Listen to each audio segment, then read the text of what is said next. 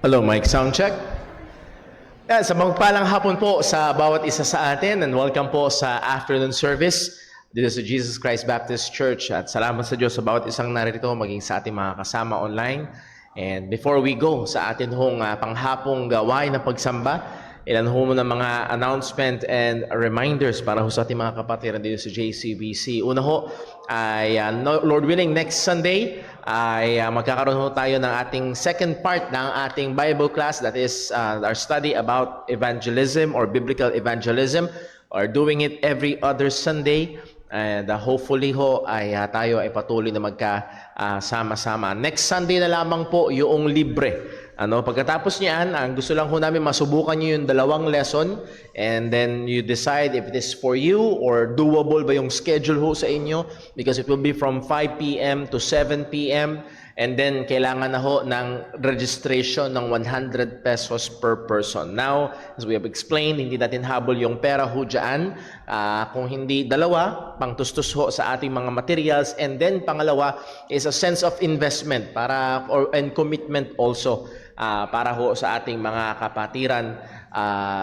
So nawa ho ay please ay pag-pray nyo ho pagkatapos ng lesson next Sunday ay kung kalooban ng Diyos at makakabuti para sa inyo at kaya nyo ng schedule nyo ho na mag-commit para ho doon. Wag nyo naman ho kumbaga meron naman ho tayong ibibigay na pag nakumpleto yung lesson, a small token or a certificate na upang parang may sense of accomplishment.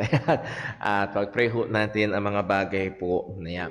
And then also, sa August 26 ho, Lord willing, tuloy ang ating sports fellowship with JCBC Pandi. So I would like to encourage ang ating mga kapatiran na magsimula ng mag-practice nung Thursday. Ay meron ng friendly competition. Kumbaga sa Olympic basketball, meron ng friendly match. Dito ho, nung Thursday, meron ng friendly match ang table tennis. At yung dart, meron na rin nag-practice, pero yung iba wala pa. So muli ho, ini-encourage ko mga kapatiran, sign up ho kayo online sa mga group chats. Meron ho tayong mga sign up sheets doon. Or dito ho sa ating sign up sheet sa atin hong bulletin board, muli ho, ang ipaprioritize natin ay yung mga naka-sign up, pangalawa, yung mga members ng church, pangatlo, yung mga regular attendants ng church, and then, at saka na lamang ho, yung mga visitors po natin. So, muli ho, ay please do sign up. At kung meron hong mga doble, for example, doble sa chess, doble sa badminton, doble sa sungka, or other games, or categories, I should say, ay magkakaroon na ho tayo ng small in-house competition para ho ma-determine kung sino at maiwasan na yung mga hindi dapat ako yung naglaro, kung ako naglaro panalo ko. So maiwasan na ho yung mga bagay ho na yon. And ang atin ho magiging first prize, lagi hong ginagawa natin, ang first prize ho sa ating mga games na ito ay mga bagay na magagamit sa ministry, sa church. So I would like to encourage us, yes, enjoy natin, pero maganda rin na magkaroon ng konting competitive spirit para ho dyan. So please, mga ladies, pwede ho kayong magplano ng inyong valuable practice. Nagsisimula na ho ang mga taga-Pandi. Nagsisimula na ho sila. Pati yung basketball nila, nagsisimula na rin sila mag-practice. Yung table tennis nila, at least twice a week, nagpa-practice sila. So muli ho, ay napakaganda ho niyan para ho sa ating fellowship. And then also, hindi ko ito ganong kaplanado. Nevertheless, ay kanina hong umaga, pagkatapos ho ng ating service and response sa atin hong naging pag-aaral ng salita ng Diyos, do hindi yun yung pinaka-topic, ang pinaka naging paksa ho natin ay yung kaaway nating dyablo at kung paano siya gumagawa.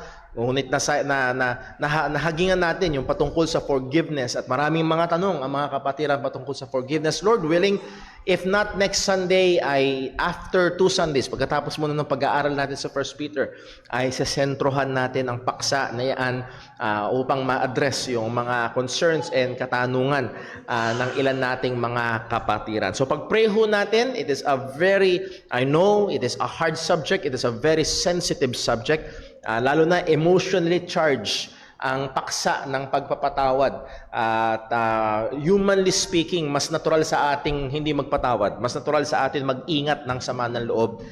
Pero hindi yun ang malinaw na tinuturo ho ng salita ho ng Panginoon. So Lord willing, sa mga susunod natin pag-aaral ay yan ho ang atin hong magiging paksa. Okay, so that covers our announcement and reminders. So, ihanda na natin ang ating mga sarili sa pagsamba. I-focus natin ang ating mga sarili.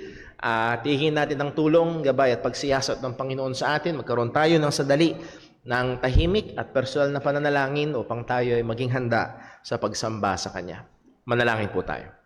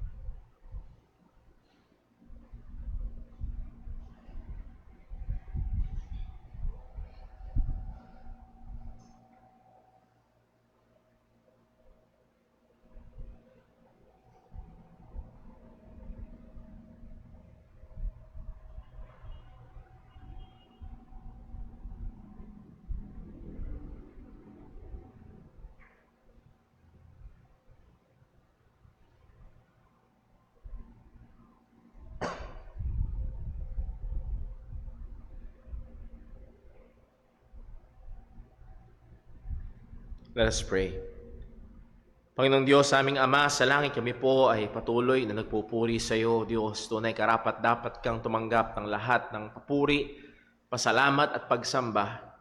Tunay ka mangha-mangha ka, O Diyos, kung paanong ikaw ay dakila at walang hanggan sa kadakilaan. Ngunit ganun din, Panginoon, ikaw rin ay umabot sa amin na napaka marumi at makasalanan. Salamat, O Diyos. Tunay, sino ba ang tao upang kami ay bigyan mo ng atensyon?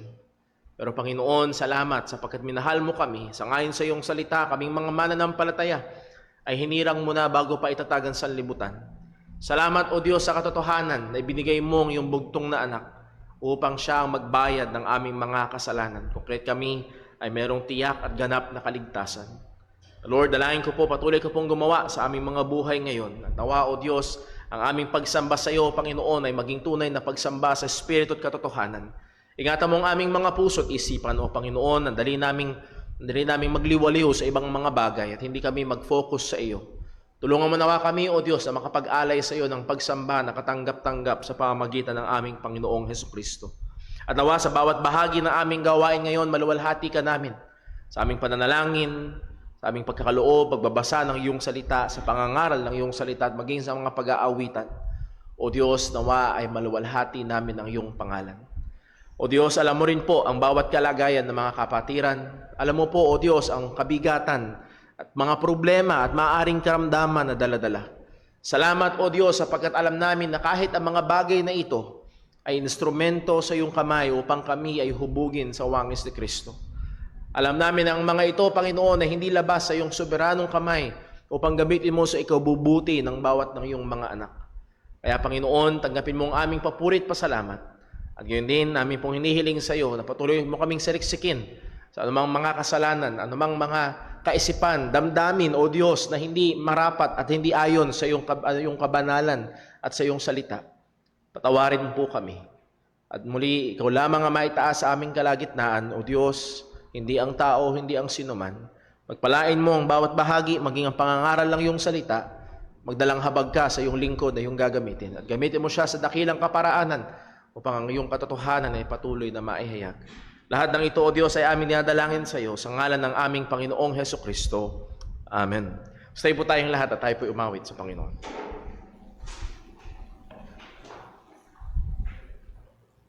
Tayo po umawit. Awitin po natin, All glory be to Christ.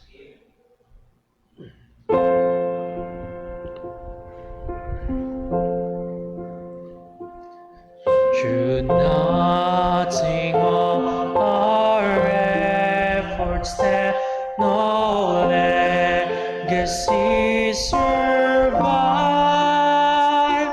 unless the Lord has raised the house in vain, its builders strive.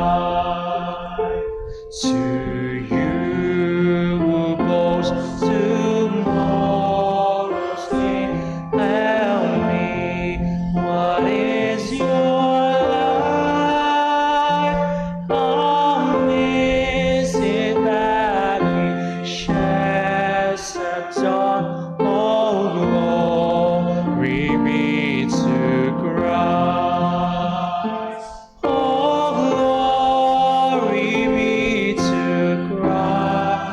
our King.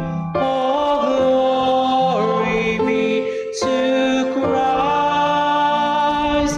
His rule and reign will ever sing. All glory be to Christ.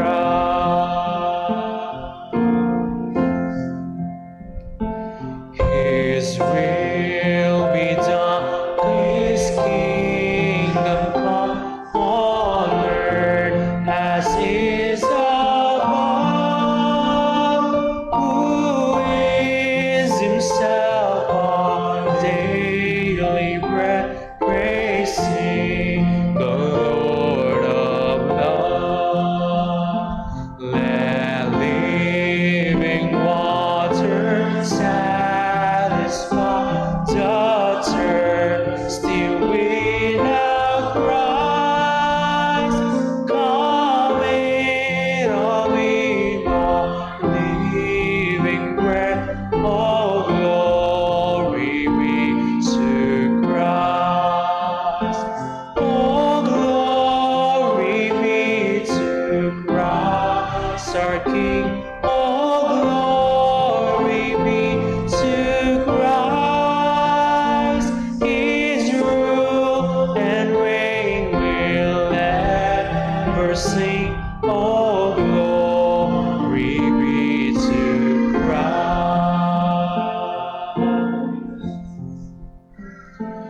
When on the day the great I am, the faithful and the true, the Lamb who has for sinners lain, is making all things new.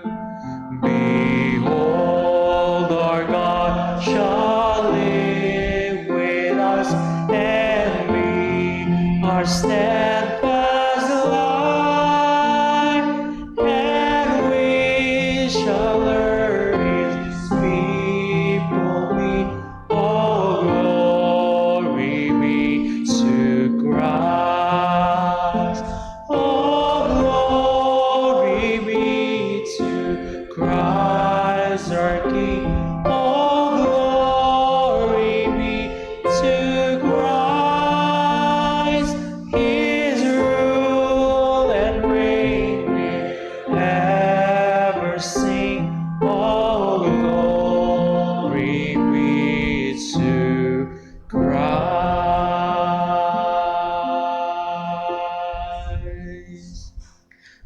Tayo po yung manatiling nakatayo para po sa ating pagkakalo.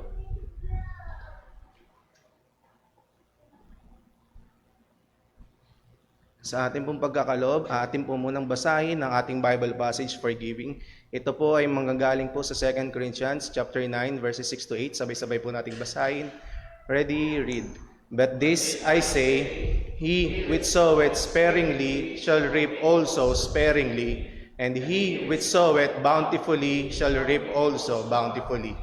Every man according as he purposeth in his heart, so let him give, not grudgingly or of necessity, for God loveth a cheerful giver.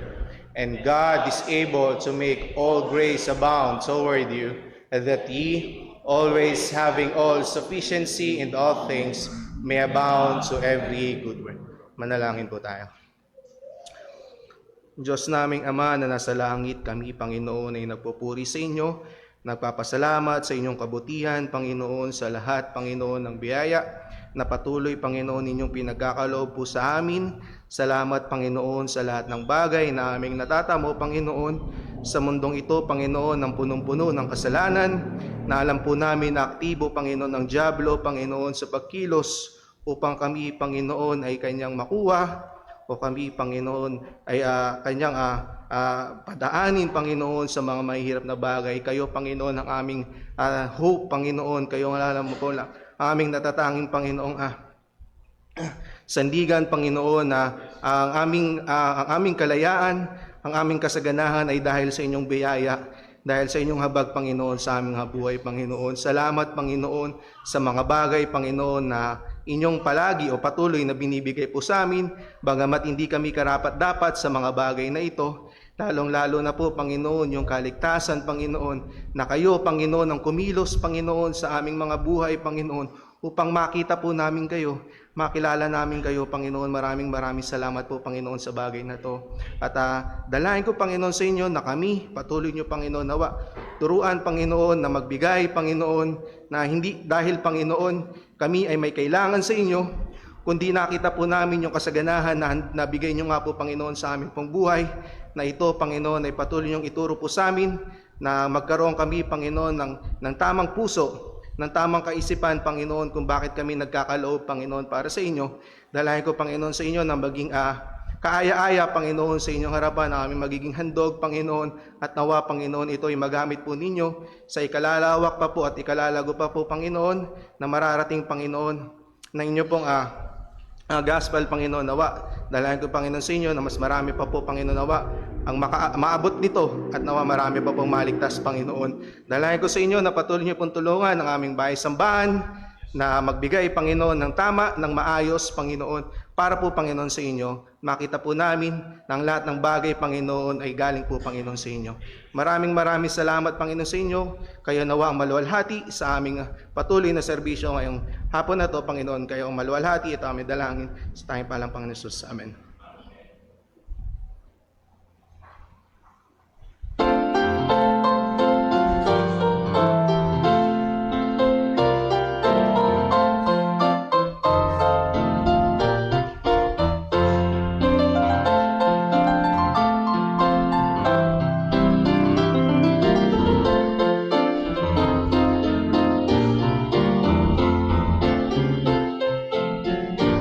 Tumawid sa Panginoon.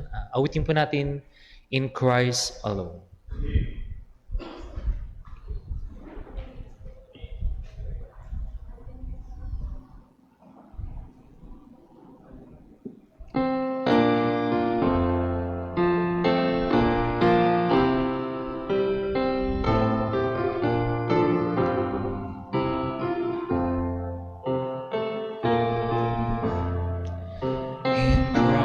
Alone, my hope is found. He is my light, my strength, my song. This cornerstone, this solid ground, firm to the fiercest drought and storm. What heights of love, what depths of peace, when fears are still, when striving cease. My comforter, my all in all, here in the love of Christ I stand. In Christ alone, who took on flesh, fullness of God in endless vain, this gift of love and righteousness, scorned by the ones he came to save. Till on that cross, as Jesus died, the wrath of God was satisfied. For every sin on him was laid. Here in the dead of Christ I live. There in the ground his body lay, light of the world by darkness lay. Then bursting forth in glorious day, up from the grave he rose again. And as he stands in victory, since Christ has lost his grip on me, for I am his and he is mine, bought with the precious blood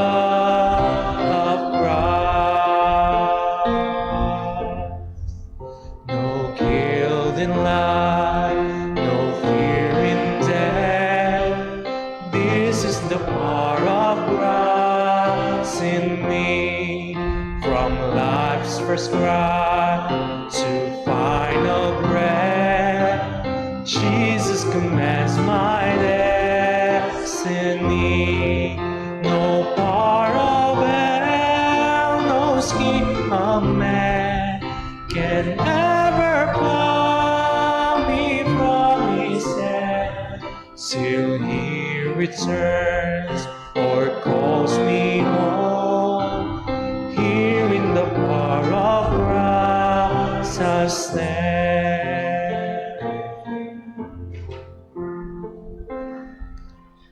Tayo po'y magsiting lahat para po sa pagbasa po ng salita ng Diyos.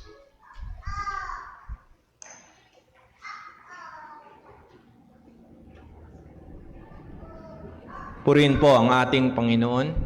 Para po sa pagbasa ng kanyang mga salita, atin pong basahin magmumula sa Aklat ng Mga Gawa, chapter 16, verses 1 to 15. Ready?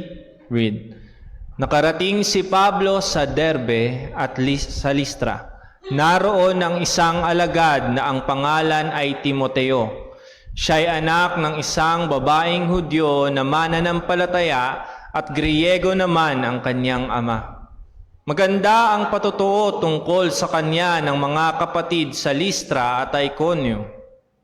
Nais ni Pablo na isama si Timoteo, kaya tinuli niya ito alang-alang sa mga Hudyong nasa lugar na iyon, sapagkat alam ng lahat na Griego ang kanyang ama. Sa kanilang paglalakbay sa mga lungsod, ipinababatid nila ang mga katuroang napagpasyahan ng mga apostol at ng matatandang tagapamahala sa Jerusalem. Kaya't lumakas ang mga iglesia sa pananampalataya at nadagdagan ang kanilang bilang araw-araw.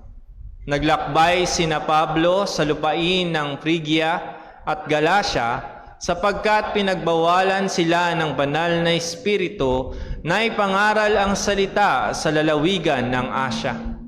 Pagdating nila sa hangganan ng Misya, tinangka nilang makapasok sa Bitinya, ngunit hindi sila pinahintulutan ng espiritu ni Jesus. Kaya't paglampas nila sa Misya ay nagtungo sila sa Troas. Kinagabihan ay nagkaroon ng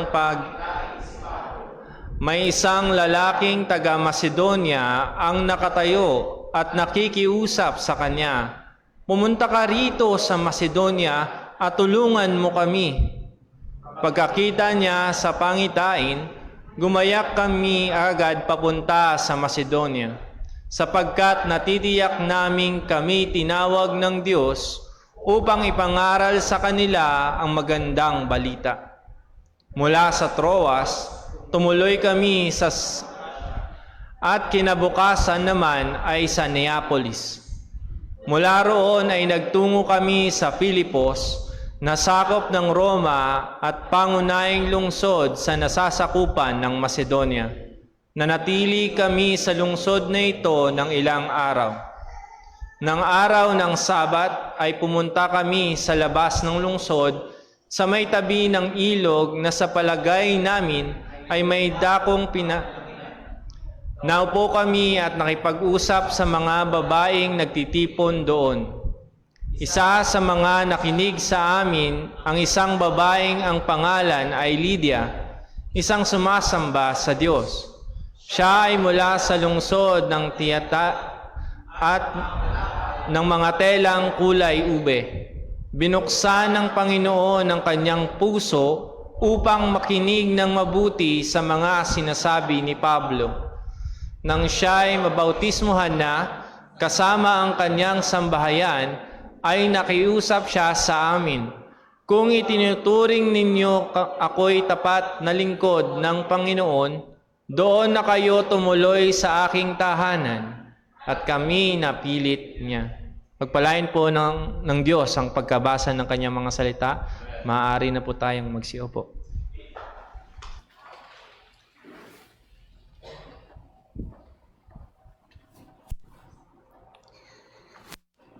Magandang hapon po sa bawat isa sa atin.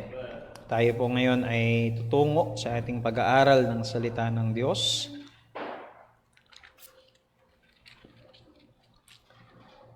isa sa mga sikat na artwork na likha ni Leonardo da Vinci at isa rin sa mga pinakasikat na artworks sa buong mundo ay ang tinatawag na Last Supper. At nakakalungkot dahil kamakailan lamang sa opening ceremony ng Paris Olympics ay ginaya nila ang itong imahe ng Last Supper, at ang mga naroon ay yung mga bahagi, karamihan sa kanila ay bahagi ng LGBT, ay kanilang ginawa upang hamakin ang Kristyanidad. At nakakalungkot dahil sa pag-aaral natin ngayong hapong ito ay makikita kung unang nakarating sa Europa ang Ebanghelyo. Yan ang nakakalungkot ay kung paano na yung turn of events na makita natin hindi ito ang kalooban ng Diyos para dito sa Europe. Na ang kalooban ng Diyos ay marinig nila ang Ebanghelyo at makilala si Kristo. And again, na nakakalungkot ay unti-unti na kumakalat ang, kumbaga ay ito ang counter na nangyayari.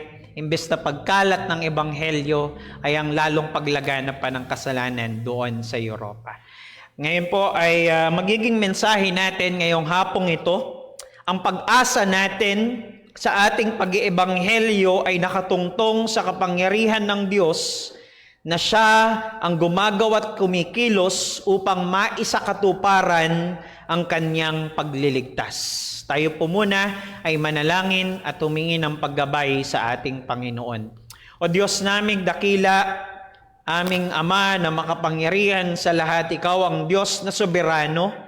Ikaw ang siyang may hawak ng lahat ng bagay, maging ang aming kaligtasan. Kaya aming kinikilala, O Diyos, na sa iyo nakatungtong at ikaw ang siyang may hawak ng kaligtasan ng sino man na iyong hinirang. Sa mga oras na ito, Panginoon, kami po'y magsasalo-salo sa iyong mga salita. Tulungan mo po kami na sa aming pag-aaral ay makita namin yung mga dakila at magagandang katotohanan ng iyong mga salita. Tulungan mo kami na namnamin ng mga salita mo, Panginoon. Nang sa gayon ay magamit ito para sa lalo pa naming ilalakas ng aming pananampalataya at pag-ibig sa iyo, Panginoon. Tulungan mo po kami, O Diyos, na sa aming pag-aaral ay makapagbigay kami ng kaluwalhatian sa iyo na nararapat lamang para sa iyo, O Diyos. Ito po ang aming samodalangin sa matamis at mapangyarihang pangalan ng aming Panginoong Jesucristo. Amen at amen. Noong nakaraan ay ating pinag-aralan yung unang bahagi rito sa topic natin dito sa Acts chapter 16, the saving work of God in evangelism. Nakita natin yung using the right ministry partners. Yung pangalawa is communicating the right message. At yung pangatlo is carrying the right method. Ngayon ay pupuntahan natin yung nalalabing dalawang bahagi rito, which is the steering work of God in evangelism and the sovereign work of God in evangelism. Puntahan muna natin yung pangalawa, which is the steering work of God in evangelism. When we say steering, very familiar ito, lalo kung kayo nagmamaneho. Pag-steer, pagmamaneho, pagliko, kung saan. Makita natin itong katotohanan na ito mula sa salita ng Diyos. Well, una sa lahat, alam natin na ang Diyos ang siyang soberano sa lahat ng bagay na nangyayari sa buhay natin. Napakalinaw niyan sa salita ng Diyos. Yan ay isang bagay na hindi natin maide-deny. Kaya nga, ang Diyos ay hindi lamang siya yung barko na ating transportasyon patungo doon sa destinasyon, kundi ang Diyos mismo ang siyang kapitan. ng barko, na siyang may hawak ng manibela ng barko, na siya yung nagmamaneho ng ating buhay sang-ayon sa kanyang kalooban. Sabi ng Proverbs chapter 19, verse number 21, isang popular na talata, "Many are the plans in the mind of a man, but it is the purpose of the Lord that will stand." Oo, may mga nais tayong patunguhan sa buhay natin at maaaring ginagawa natin yung makakaya natin para makarating tayo roon. Pero ang layunin pa rin ng Diyos ang siyang mananaig.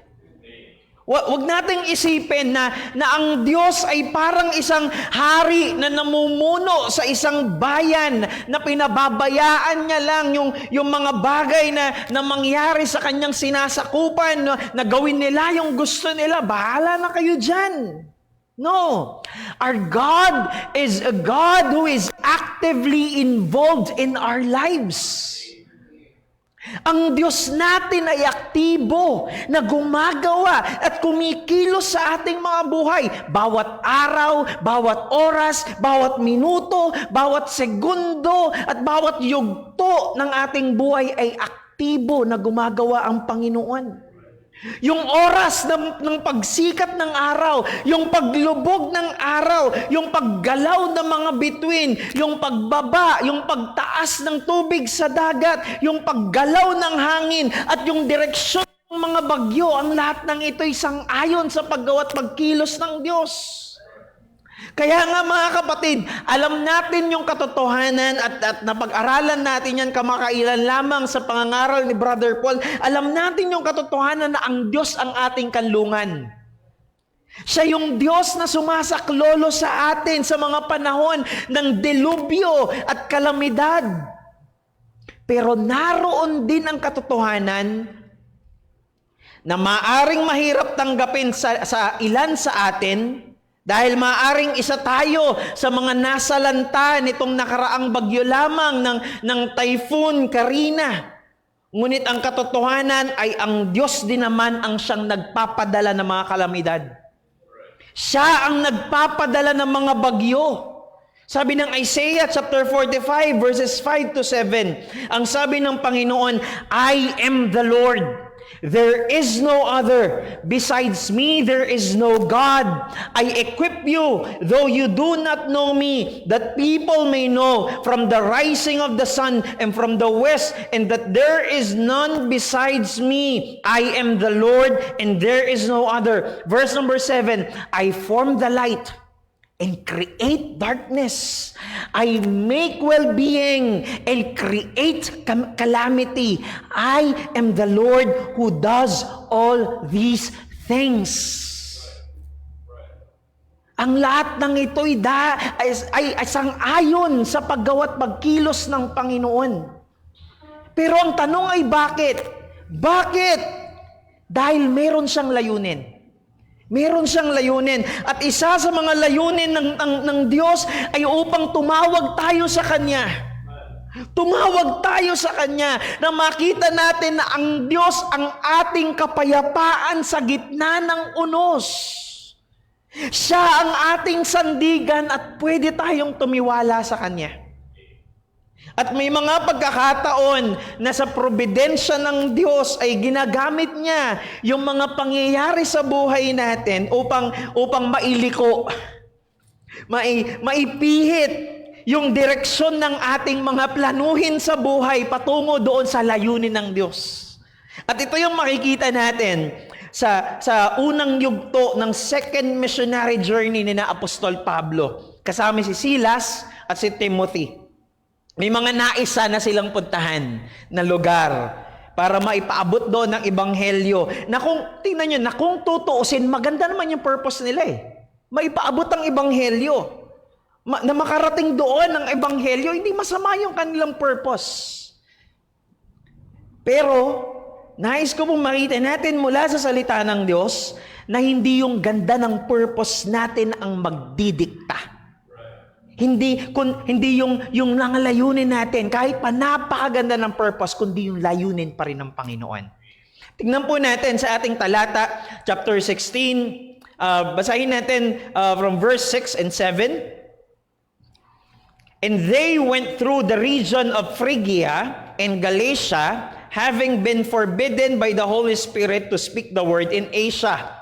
And when they had come up to Mysia, they attempted to go into Bithynia, but the Spirit of Jesus did not allow them. So una makikita natin dito ay mayroong dalawang redirections, the two redirections ng Panginoon. Kung maaalala natin, yung mga unang pinuntahan ni na Pablo ay doon sa Derbe and Lystra. Dahil nga, binalikan muna nila yung mga nauna na nilang mga na-establish na mga churches, yung mga napagministeryuhan na nila. Binalikan muna nila sila doon upang tulungan sila na napalakasin sa kanilang pananampalataya.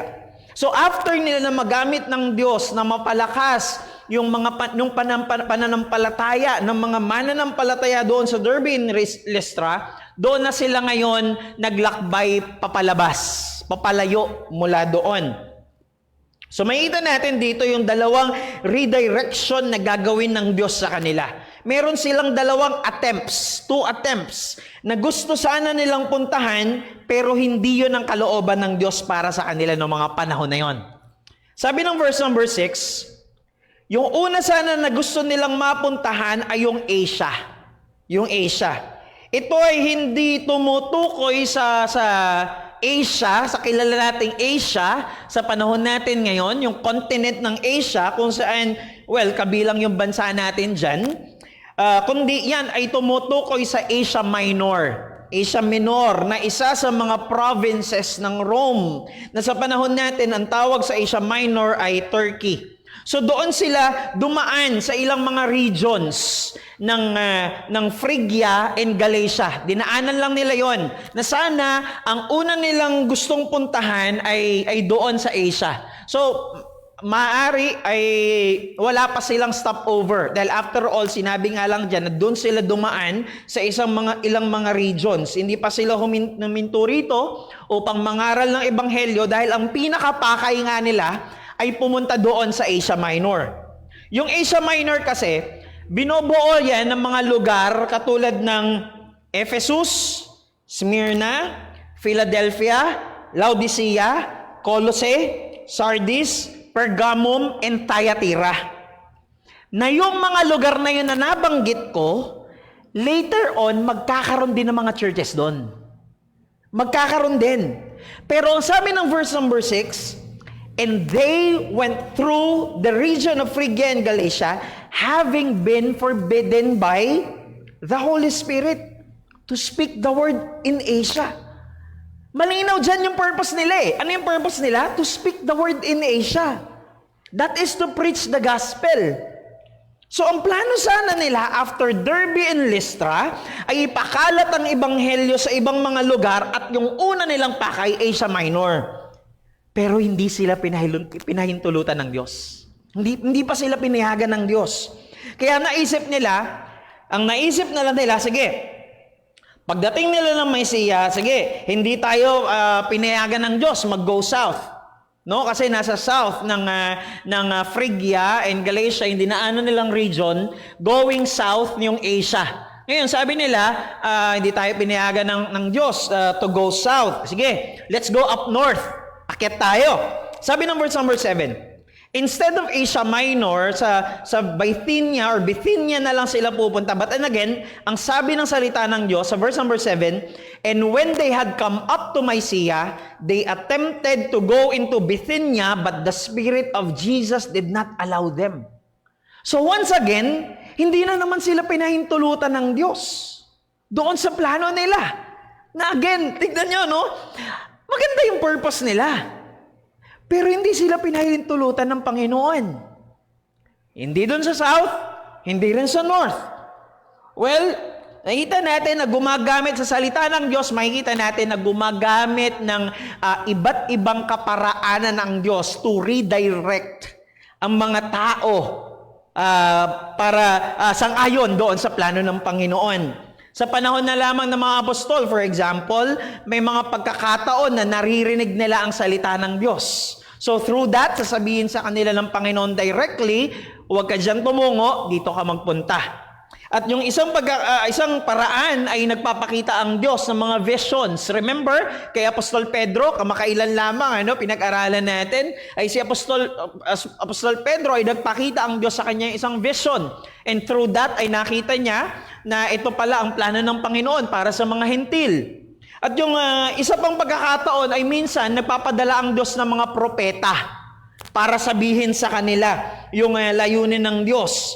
At sa maraming pagkakataon ay gumagamit naman ang Diyos o gumagawa ang Diyos sa pamamagitan ng kanyang probidensya. Minsan po ay nagpunta si Martin Luther para bisitahin yung mga magulang niya. Pagkatapos niyang bumisita, pabalik na sana siya doon sa kanyang pinag-aaralan, the University of Erfurt, kung saan siya nag-aaral ng pagiging lawyer. Parang airport, pero Erfurt yung tawag doon.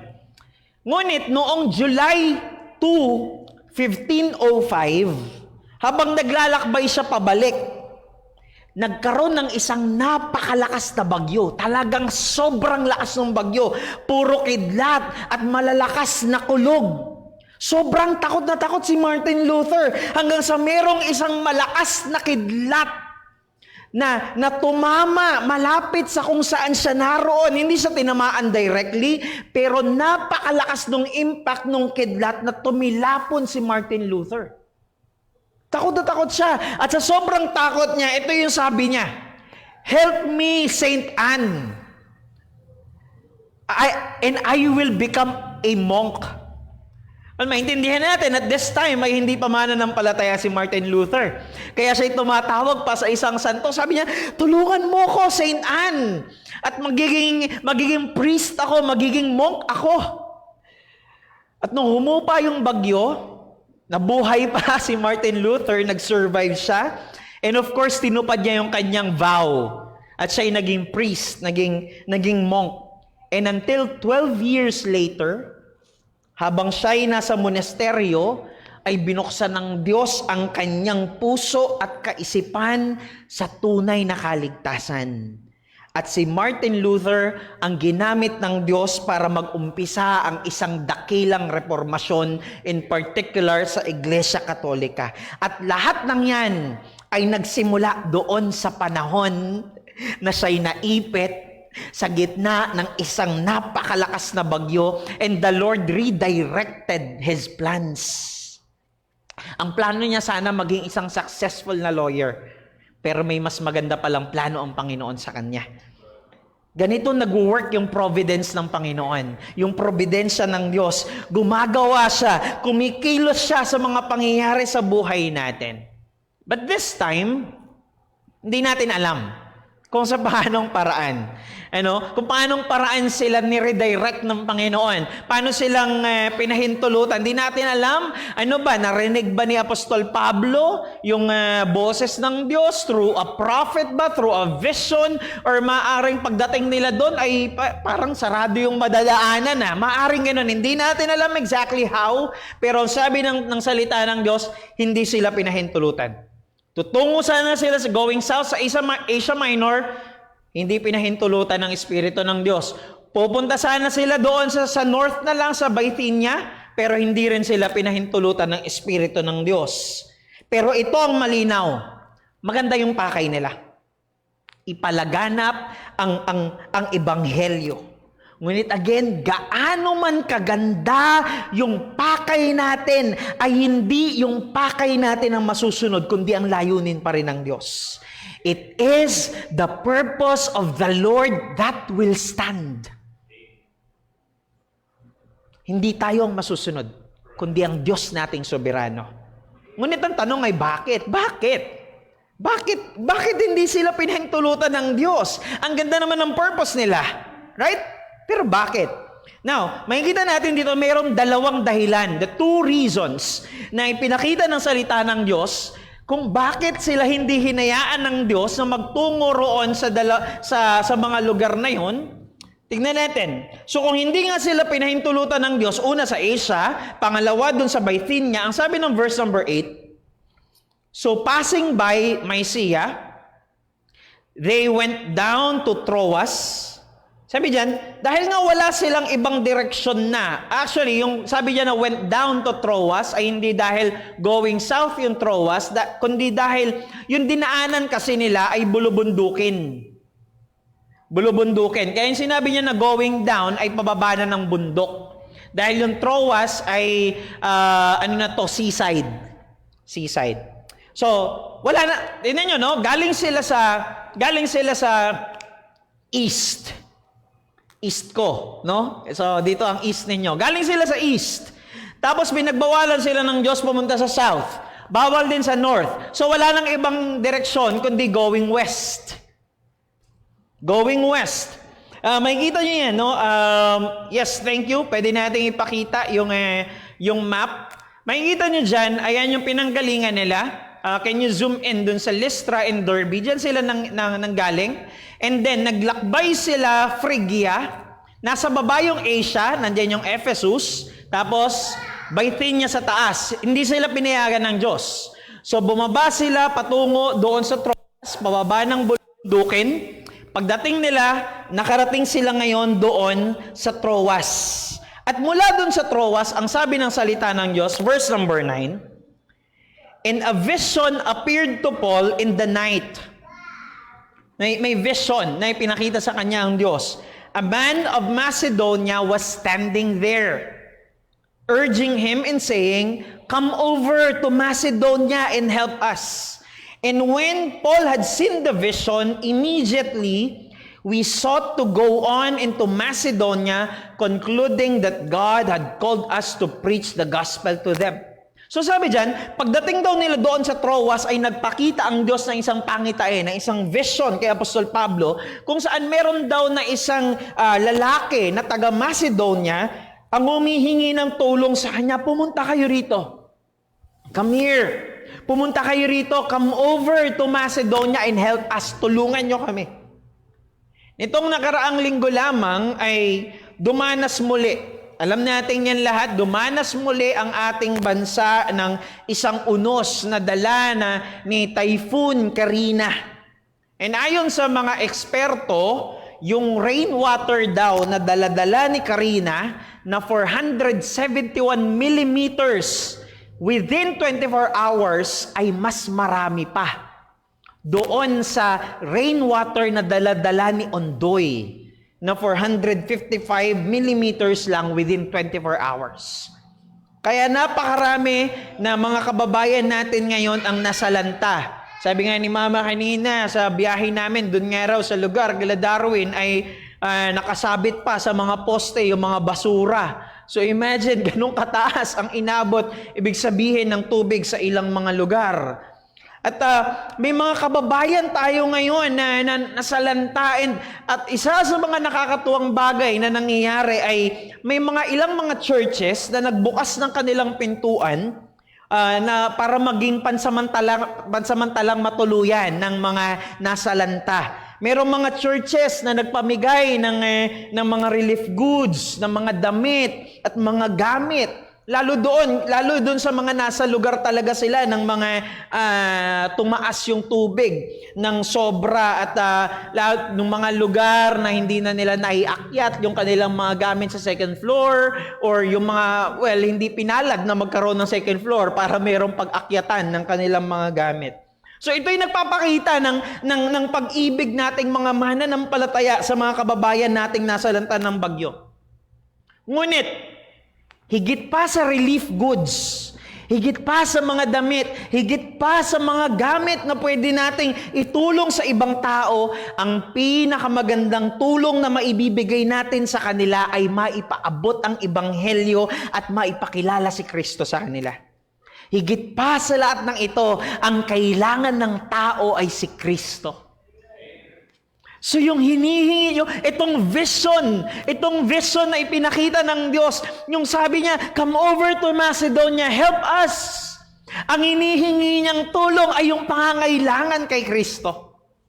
At mula doon sa vision na yun, ang sabi ng verse number 10, And when Paul had seen the vision, immediately we sought to go into Macedonia, concluding that God had called us to preach the gospel to them. So dito, naging malinaw na para kina Pablo yung layunin talaga ng Diyos. Ito pala. Ito pala. Ang nais pala ng Diyos ay maglakbay sila westward, patungong west, at doon yun sa Macedonia, having the same purpose of preaching the gospel. With the same purpose. So, kung makikita natin mga kapatid, parehas naman sana yung purpose na gagawin nila doon sa Asia Minor at sa Macedonia eh. Na kung tutuusin, later on, makakarating pa rin naman yung ebanghelyo doon. Sa Asia Minor in particular, kakalat pa rin naman ang ebanghelyo doon. Pero bakit sila pinigilan ng Diyos? Bakit hindi sila pinahintulutan ng Diyos na dumiretso? Dahil ito yung unang rason. Una sa lahat, ang may desisyon sa kaligtasan ng tao ay ang Diyos. Hindi tayo ang masusunod, kundi ang Diyos. Mahahabag siya sa nais niyang kahabagan. At hindi lang yon mga kapatid, nakatingin tayo doon sa timing ng Diyos. Merong inilaan ang Diyos na perfect timing sa bawat mga hinirang niya kung kailan sila maliligtas. Hindi tayo ang nagtatakda nun.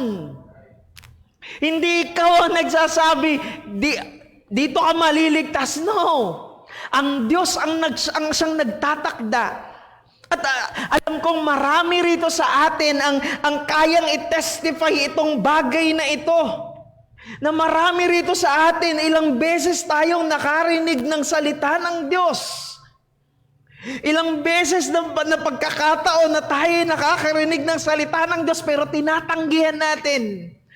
Maaring marami rito sa atin ay nakaka-attend na noon ng mga services, ng mga Bible studies, pero maaring iba sa atin dito noon ay pinagtataguan pa itong mga bagay na ito until later on ay iligtas tayo ng Panginoon. So we can testify at this truth na merong inilaan ang Diyos na pagkakataon kung kailan niya tayo ililigtas. Kaya nga mga kapatid, hindi rin tayo dapat mawalan ng pag-asa sa mga mahal natin sa buhay. Na maaring ilang beses na natin silang binabahagian ng ebanghelyo, ilang beses na natin silang ini-invite dito sa church, pero hanggang ngayon matigas pa rin ang kanilang mga puso. Mga kapatid, merong tamang pagkakataon na inilaan ng Panginoon. Well, hindi ko sinasabi na yung persistence natin, yung determination natin ang magliligtas sa kanila, no. Pero kung kalooban ng Diyos, meron siyang inilaan na tamang pagkakataon kung kailan niya bubuksan ang puso ng kanyang mga hinirang. So dito, ang plano ng Diyos ay hindi sila manatili lang sa continent ng Asia. Dahil yung Macedonia ay bagamat siya'y nasasakupan ng Roman Empire, ito'y bahagi na ng European continent. So ang gusto pala ng Panginoon, lumabas na sila ng kabilang kontinente, doon sa Europe. So ito yung unang dahilan dito ng Diyos na makarating ang ebanghelyo sa Europe. At ito yung pinakaunang pagkakataon na merong mga missionaries na tumungtong sa Europe at nagpalaganap ng ebanghelyo. At ito yung pangalawang reason kung bakit hindi sila pinahintulutan noon ng Diyos. Balikan natin yung ilang mga verses. At pansinin ninyo mga pronouns na ginagamit dito, verses 6 to 8. And they went through the region of Phrygia and Galatia, having been forbidden by the Holy Spirit to speak the word in Asia. Verse number 7. And when they had come up to Mysia, they attempted to go into Bithynia, but the Spirit of Jesus did not allow them. So passing by Mysia, they went down to Troas.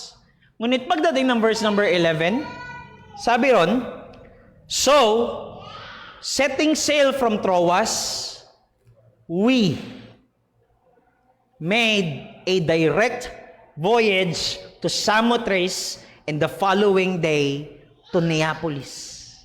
Mapapansin ninyo yung pronoun mula sa third person from verses 6 to 8, third person plural, ay naging first person plural. Anong ibig sabihin nun? Ibig sabihin, yung sumusulat dito ng Book of Acts, kasama na siya in this journey na yung mga una, hindi pa siya kasama. At alam natin, sinong sumulat ng Book of Acts? Walang iba kundi ang historian at physician or doktor na si Luke, na sumulat din ng Gospel of Luke. And take note, si Luke lamang ang katangi-tanging hentil or Gentile na sumulat ng libro sa New Testament. So, isa sa mga dahilan ng Diyos kung bakit doon kayo magtungo sa Macedonia, hindi diyan sa Asia Minor, hindi doon sa Bithynia, kundi upang makilala ni Apostol Pablo si Luke doon sa Macedonia at the perfect timing ng Panginoon. At nakita natin sa pag-aaral natin later on na itong si Luke ay magiging kagamit-gamit sa ministry ni Paul. After all, si Apostol Pablo ay ilang beses mabubugbog. So kailangan niya talaga ng doktor. Kaya magiging talagang beneficial, literally magiging beneficial itong si Luke sa ministry ni Apostol Pablo. At hindi lang yan. Kasama siya ni Pablo hindi lang dito sa second missionary journey, kundi maging sa third missionary journey ni Apostol Pablo. At kapag binasa ninyo ang Acts chapter 27, makikita ninyo napakadetalyado ng paglalakbay nila. Kung paano sinulat ni Luke yung details. Ibig sabihin, si Luke ay lakwatsero.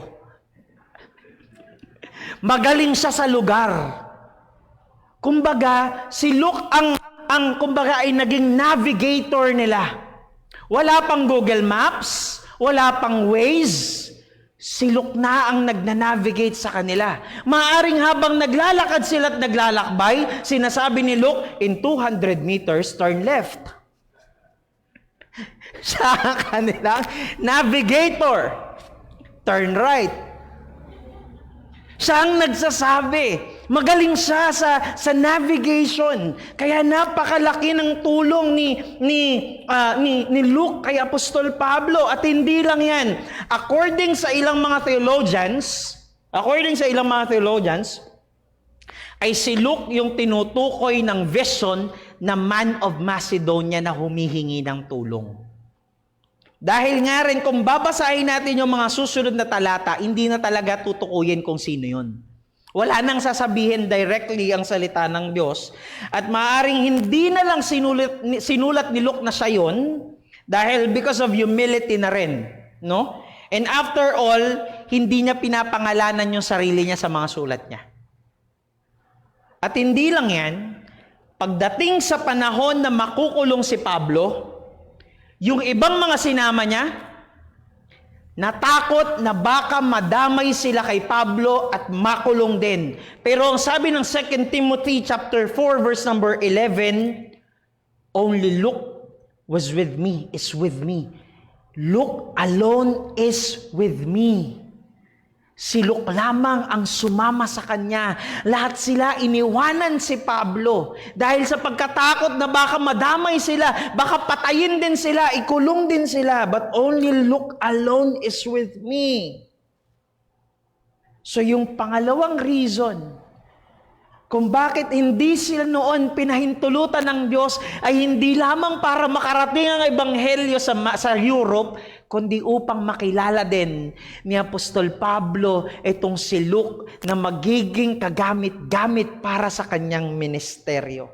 You see, mga kapatid, palaging merong mas maganda, mas mainam, at mas maiging plano ang Diyos kaysa sa atin.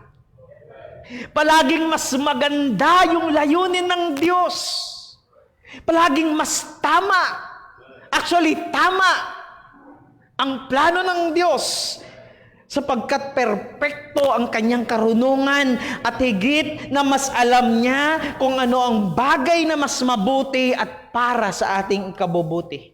Muli, ang kaligtasan ay sa Diyos lamang. Salvation is of the Lord. Siya ang nagtakda ng ating kaligtasan at tanging siya lamang ang may karapatan na pumili ng kanyang mga ililigtas at kahabagan at ililigtas niya ang kanyang mga hinirang sa kanyang itinakdang panahon. At makikita natin yung same truth na yan sa ating next point. Number 3, the sovereign work of God. The sovereign work of God. Verse number 11. So, setting sail from Troas, we made a direct voyage to Samothrace and the following day to Neapolis. So mula raw sa Troas, can we, pwede ba natin ipalabas muli yung map? Para makita natin yung dadaanan. So mula doon sa Troas, ay naglayag sila patungong Samothrace.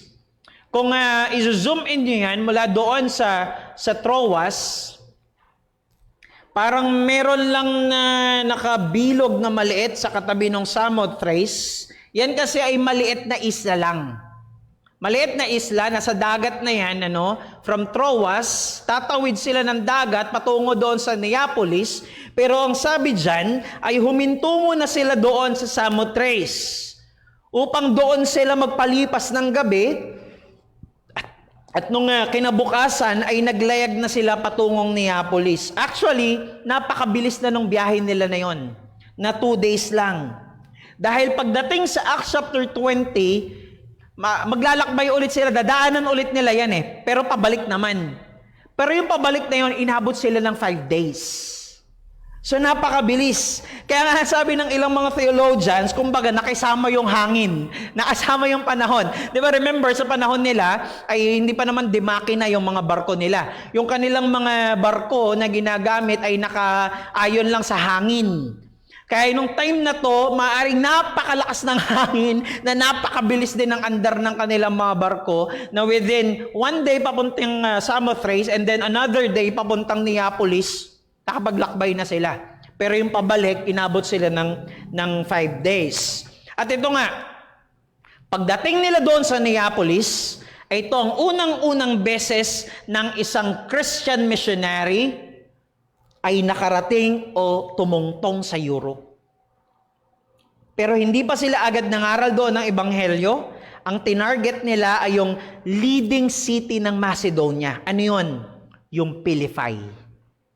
Yung Philippi, na merong mga 10 miles away, ang layo mula doon sa Neapolis. Kumbaga, yung Philippi kasi yung parang main city ng Macedonia, mga panahon na yon. Basahin natin from verse number 12 to verse number 13. And from there, sa Neapolis to Philippi, which is a leading city of the district of Macedonia and a Roman colony. We remained in this city some days, and on the Sabbath day, we went outside the gate to the riverside, where we supposed there was a place of prayer, and we sat down and spoke to the women who had come together. Sabi nga, nung mga nakaraan natin pag-aaral, mapapansin natin palagi ang pattern ni Apostol Pablo. Na doon sa mga pupuntahan niya, ang pinupuntahan niya palagi, ang hinahanap niya, ay yung synagogue. Dahil doon sa synagogue, doon may mga nakaumpok, may mga magkakasamang mga Hudyo. Pero iba yung sitwasyon dito sa Philippi. Walang synagogue. Wala. Dahil para makabuo kayo ng synagogue, kailangan ninyo ng 10 na Jewish men na mga ama o ulo ng tahanan. So, ibig sabihin, wala pang 10 na lalaking Hudyo na ama ng tahanan at kayang mamuno sa kanila para makabuo sila ng sinagog doon. So, ang ginagawa ng mga kababaihan doon, na mga Hudyo rin, ay meron silang place of prayer. Dahil nga, walang sinagog So, meron silang place of prayer. Kumbaga, nagsasama-sama lang sila upang manalangin dahil nga kulang ng mga kalalakihang Hudyo na mga ulo na tahanan na maglilid sa kanila. So para ma-observe pa rin nila yung Sabbath keeping ng mga Hudyo, ay nagsasama-sama sila para manalangin. Kasi nga, hindi nila magagawa yung usual talaga na ginagawa ng kanilang worship sa synagogue dahil nga kulang. So para makip pa rin nila yung Sabbath, ay nagsasama-sama sila upang manalangin. Ang sabi ng verse number 13, "And on the Sabbath day, we went outside the gate to the riverside." So yung kanilang place of prayer ay nasa labas ng bayan. Outside. Andun sa tabing ilog. Kasi nga, itong Philippi ay isang Gentile country. Or Gentile place, Gentile city. So yung Diyos ng mga Hudyo, hindi dito tinuturing na totoong Diyos. Kumbaga, tinuturing na foreign God. Yung Diyos ng mga Hudyo. Kaya nga, doon lang sila sa labas ng bayan. Sa may riverside lang sila. Hindi sila makakapagbuo ng grupo doon sa loob. After all, wala nga silang mga leaders. Kaya doon lang sila sa labas. Naalala ko po noon, sa aming online group na The Gathering, merong isang babae kami ron na nakakasama, na umaattend doon at nakikinig ng lesson. Taga doon siya sa Mindoro, at doon sa lugar nila meron silang Christian group, meron silang church basically. Pero ang problema, wala silang pastor. Walang pastor. May ilang mga lalaki pero merong kakayahan na sila'y pamunuan, sila'y pagpastoran at magturo ng salita ng Diyos. Merong ganong kakayahan. So itong kapatid natin na ito, na babaeng kapatiran, ay magaling sa theology. Magaling. Kumbaga, kung sakali mong pagturuin siya, ay kaya niya. At ang naging tanong niya, after nung isa sa mga lessons namin, pwede ba na pansamantala, habang wala pa silang pastor, ay siya muna yung pansamantalang magturo? O sabihin na natin, kumbaga ay tumayong tagapanguna nila sa kanilang pagtitipon. At naaalala ko noon, nagkaisa yung mga kapastoran, kasama si Brother Paul, na kahit pag ganoon ang sitwasyon, ay hindi pa rin maaari. Dahil ang disenyo ng Diyos, ang kanyang original design, ay ang lalaki ang dapat na namumuno. At ganun din sa iglesia, mga lalaki ang binigyan ng Diyos ng ganong responsibilidad na pagpastoran at pamunuan ang iglesia ng Diyos. Kaya nga nakakatuwa na bagamat walang tumatayong leader sa mga kababaihan na naroon doon sa Philippi, ay alam pa rin nila kung ano ang disenyo ng Diyos. Hindi nila pinilit. Hindi nila pinilit na, ikaw na lang muna ang maging pastora natin hanggang mayroong maging pastor. Hindi ganoon. Hindi nila pinilit. Hindi nila pinilit, magbuo na lang tayo ng synagogue pero for women. Feminism tayo. Women power na lang ang gawin natin. No. Ang ginawa nila, to keep the Sabbath pa rin, ay nagsama na lang sila para manalangin. At maaaring hindi na nabanggit, pero maaaring isa sa mga panalangin nila, Lord, bigyan mo kami ng mamumuno sa amin. Maaaring yun ang naging laman ng kanilang panalangin. At ang sabi ng verse number 13, nung kasama na nila yung mga kababaihan, nagtungo nga roon sina Apostol Pablo, sina Silas, at si Timothy, sabi dyan, "And we sat down and spoke to the women who had come together." Yung sat down dyan ay nag-i-imply na nagturo sina Pablo sa kanila. Yung meaning ng sat down dyan. Kasi nga, custom or part ng culture nila na yung mga tagapagturo ang nakaupo. Na kapag umupo na yung isang rabbi, ibig sabihin nun magtuturo na siya. Mag-uumpisa na siya sa kanyang pangangaral ng scripture. Again, this is part lamang po ng kanilang custom or culture. Hindi ito prescriptive, na dapat yung nangangaral ay nakaupo lang din. Well, kung gusto nyo pong ganun ang gawin natin dito, mas maigi po sa akin ni Brother Paul yun. Na mauupo kami rito, kayo yung nakatayo dyan. Okay lang po ba sa inyo? Naaalala ko nun, actually, naka-attend ako sa isang church na yung pastor na nagpipreach sa harapan nakaupo. Kasi taken doon sa ganong culture ng Hudyo.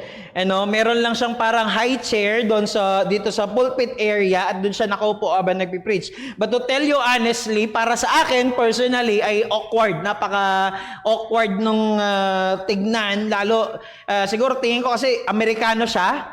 Tapos nakaupo, parang para sa akin ay napaka-disrespectful na ito.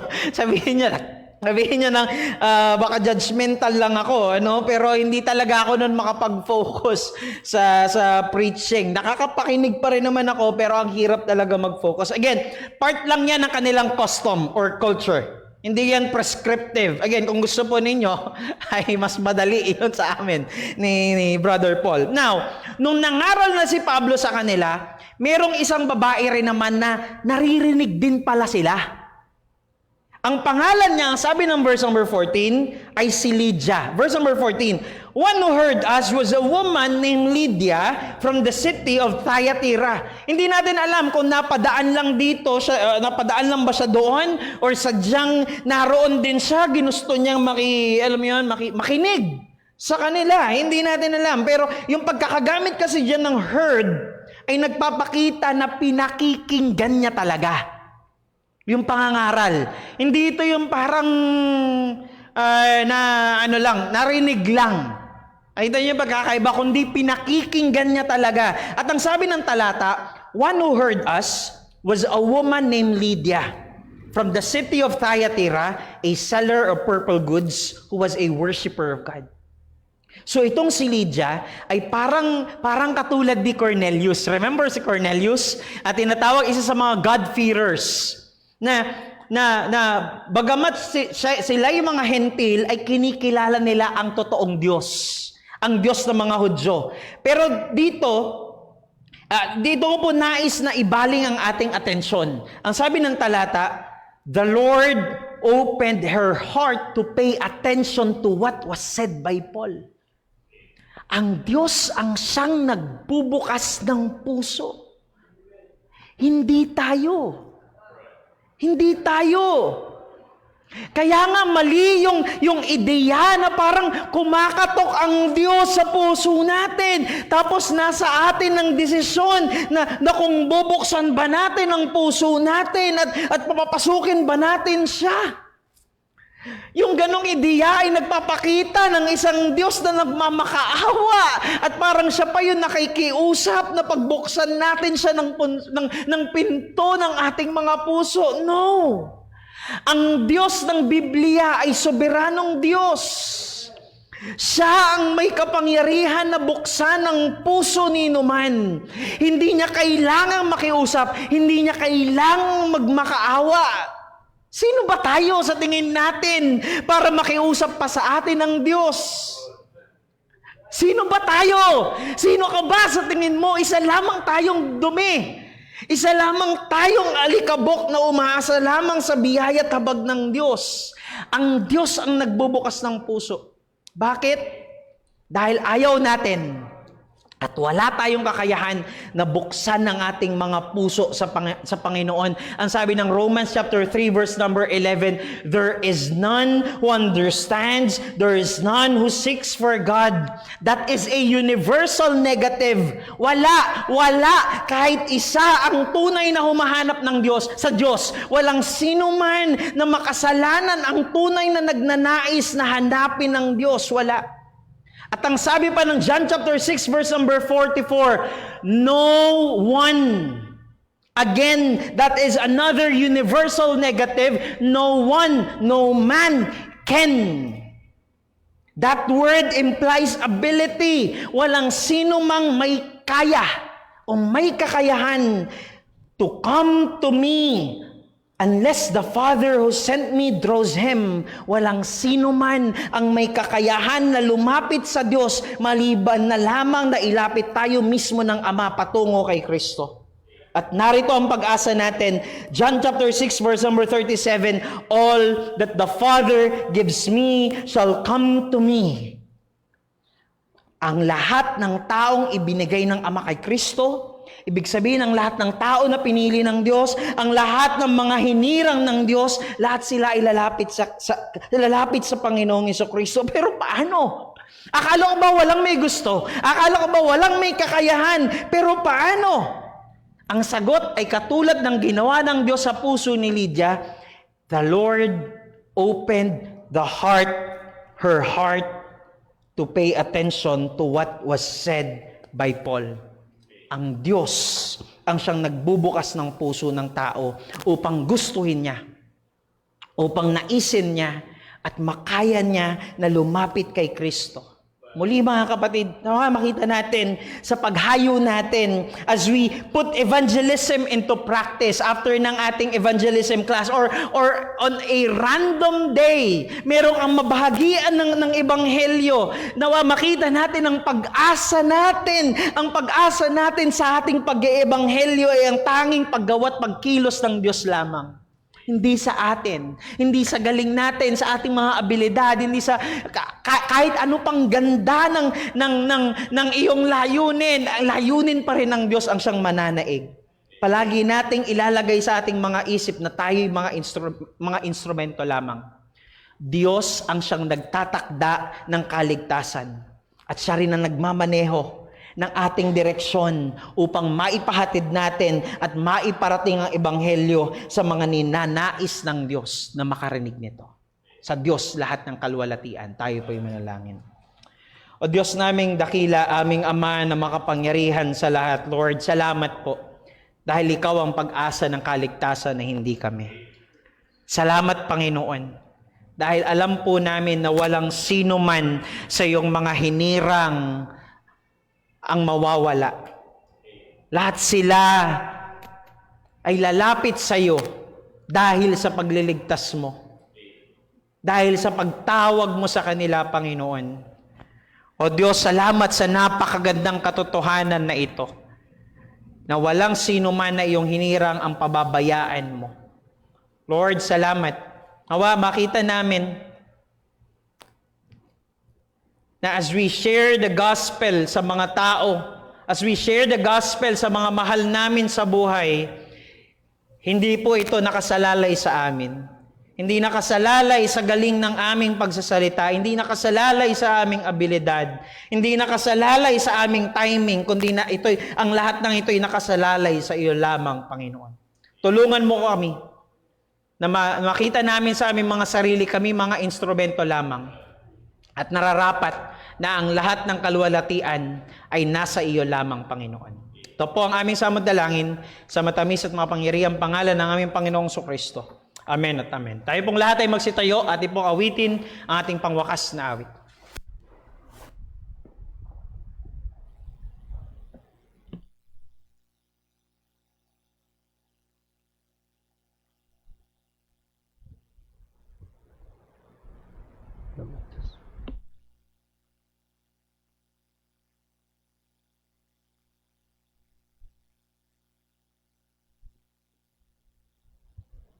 Tayo po yung mawit. Awitin po natin Amazing Grace.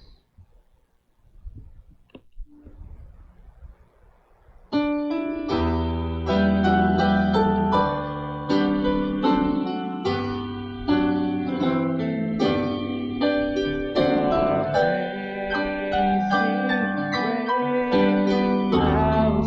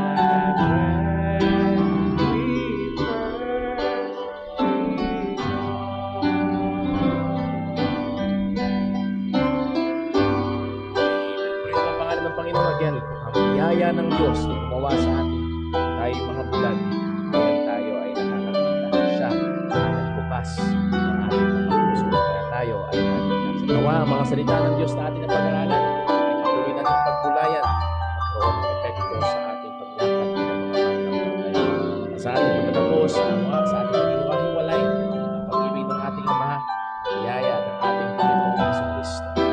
Ang kilos, patuloy na pagkakapangyarihan ng mga Espiritu sa bawat isa sa atin, at tayo maging instrumento ng pamamayan. God bless po, magandang hapon. Ngayon tatapos ang ating